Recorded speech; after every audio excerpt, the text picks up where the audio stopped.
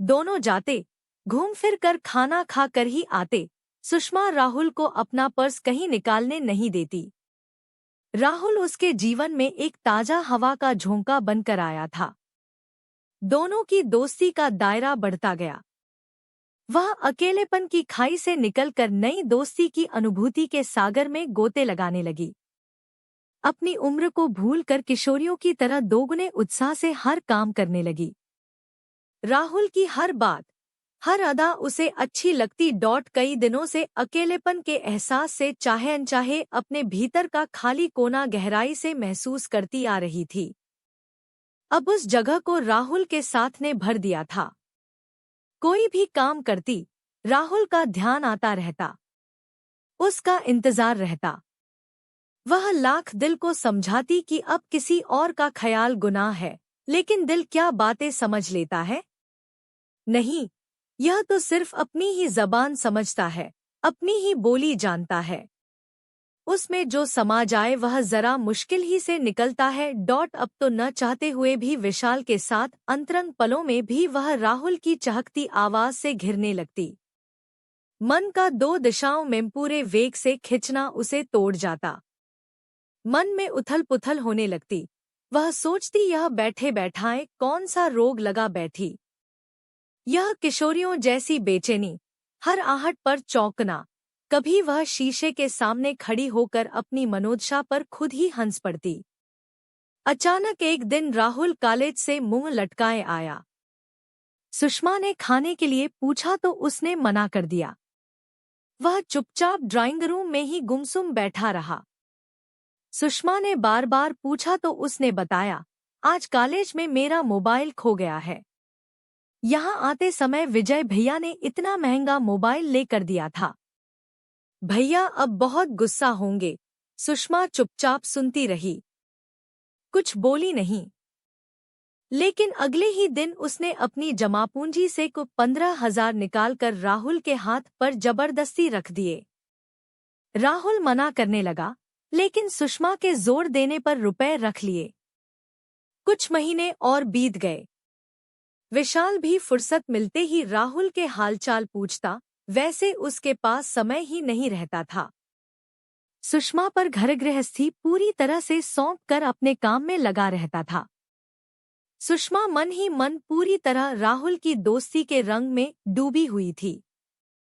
पहले उसे विशाल में एक दोस्त नजर आता था, अब उसे विशाल में एक दोस्त की झलक भी नहीं दिखती। यह क्या उसी की गलती थी? विशाल को अब उसकी कोमल भावनाएं छू कर भी नहीं जाती थी। राहुल में उसे एक दोस्त नजर आता है। वह उसकी बातों में रुचि लेता है, उसके शौक ध्यान में रखता है, उसकी पसंद नापसंद पर चर्चा करता है। उसे बस एक दोस्त की ही तो तलाश थी। वह उसे राहुल के रूप में मिल गया है। उसे और कुछ नहीं चाहिए। एक दिन विशाल टूर पर था। यश और समृद्धि किसी बर्थडे पार्टी में गए थे। अंधेरा हो चला था। राहुल भी अभी तक नहीं आया था। सुषमा लॉन में टहल रही थी। राहुल आया, नीचे सिर किए हुए मुंह लटकाए ऊपर अपने कमरे में चला गया। सुषमा को देखकर भी रुका नहीं तो सुषमा को उसकी फिक्र हुई। वह उसके पीछे पीछे ऊपर गई। जब से राहुल आया था वह कभी उसके रूम में नहीं जाती थी। मेड ही सुबह सफाई कर आती थी। उसने जाकर देखा राहुल आंखों पर हाथ रख कर लेटा है। सुषमा ने पूछा, क्या हो गया, तबीयत तो ठीक है? राहुल उठकर बैठ गया। फिर धीमे स्वर में बोला, मैं ठीक हूँ। तो रोनी सूरत क्यों बनाई हुई है? भैया ने बाइक के पैसे भेजे थे। मेरे दोस्त उमेश की बहन की शादी है, उसे जरूरत पड़ी तो मैंने उसे सारे रुपए दे दिए। अब भैया बाइक के बारे में पूछेंगे तो क्या कहूँगा, कुछ समझ नहीं आ रहा है। वही उमेश याद है न? आप कोडोट यहाँ एक बार आया था और मैंने उसे आपसे भी मिलवाया था। हाँ याद आया। सुषमा को वह लड़का याद आ गया जो उसे पहली नजर में ही कुछ जंचा नहीं था। बोली, अब क्या करोगे? क्या कर सकता हूँ? भैया को तो यही लगेगा कि मैं यहाँ आवारागर्दी कर रहा हूँ। वे तो यही कहेंगे कि सब छोड़कर वापस आ जाओ, यहीं पढ़ो। राहुल के जाने का ख्याल ही सुषमा को सिहरा गया। फिर वही अकेलापन होगा, वही बोरियत। बोली, मैं तुम्हें रुपए दे दूंगी।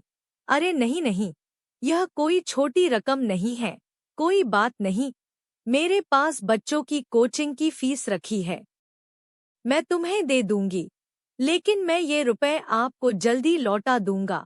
हाँ हाँ, ठीक है, मुझसे कल रुपए ले लेना।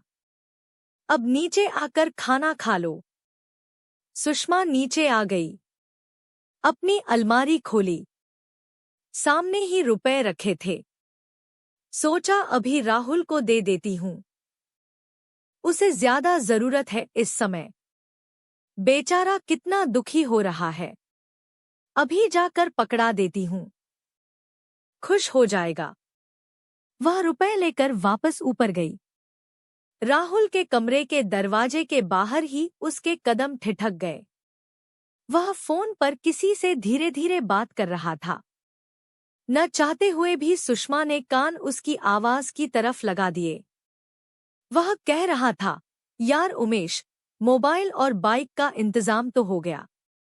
सोच रहा हूँ अब क्या मांगूंगा। अमीर औरतों से दोस्ती करने का यही तो फायदा है, उन्हें अपनी बोरियत दूर करने के लिए कोई तो चाहिए, और मेरे जैसे लड़कों को अपना शौक पूरा करने के लिए कोई चाहिए। मुझे तो यह भी लगता है कि थोड़ी सब्र से काम लूंगा तो वह मेरे साथ सो भी जाएगी। बेवकूफ तो है ही, सब कुछ होते हुए भटकती घूमती है। मुझे क्या, मेरा तो फायदा ही है उसकी बेवकूफी में। सुषमा भारी कदमों से नीचे आकर कटे पेड़ सी बेड पर पड़ गई। लगा कभी कभी इंसान को परखने में मात खा जाती है नजरें, ऐसे जैसे कोई पारखी जौहरी कांच को हीरा समझ बैठे। तीखी कचोट के साथ उसे स्वयं पर शर्म आई। इतने दिनों से वह राहुल जैसे चालाक इंसान के लिए बेचैन रहती थी। सही कह रहा था राहुल, वही बेवकूफी कर रही थी। अकेलेपन के एहसास से उसके कदम जिस राह पर बढ़ चले थे, अगर कभी विशाल और बच्चों को उसके मन की थाह मिल जाती तो क्या इज्जत रह जाती उसकी उनकी नजरों में। तभी विशाल की आवाज कानों में गूंजी, अकेलेपन से हमेशा दुखी रहने और नियति को कोसने से तो अच्छा है कि हम चीजों को उसी रूप में स्वीकार कर लें जैसी वे हैं। तुम ऐसा करोगी तभी खुलकर सांस ले पाओगी। इस बात का ध्यान आते ही सुषमा को कुछ शांति सी मिली। उसने कुदरत को धन्यवाद दिया। उम्र के इस मोड़ पर अभी इतनी देर नहीं हुई थी कि वह स्थिति को संभाल न सके। वह कल ही राहुल को यहाँ से जाने के लिए कह देगी और यह भी बता देगी वह इतनी बेवकूफ नहीं कि अपने पति की कमाई दूसरों की भावनाओं से खेलने वाले लड़के पर लुटा दे। वह अपने जीवन की पुस्तक के इस दुखांत अध्याय को सदा के लिए बंद कर रही है ताकि वह अपने जीवन की नई शुरुआत कर सके। कुछ सार्थक करते हुए जीवन का शुभारंभ करने का प्रयत्न तो वह कर ही सकती है। अब वह नहीं भटकेगी। क्रोध, घृणा, अपमान और पछतावे के मिलेजुले आंसू उसकी आंखों से बह निकले, लेकिन अब सुषमा के मन में कोई दुविधा नहीं थी। अब वह जिएगी अपने स्वयं के सजाए संवरे लम्हे, अपनी खुद की नई पहचान के साथ। अचानक मन की सारी गांठें खुल गई थी।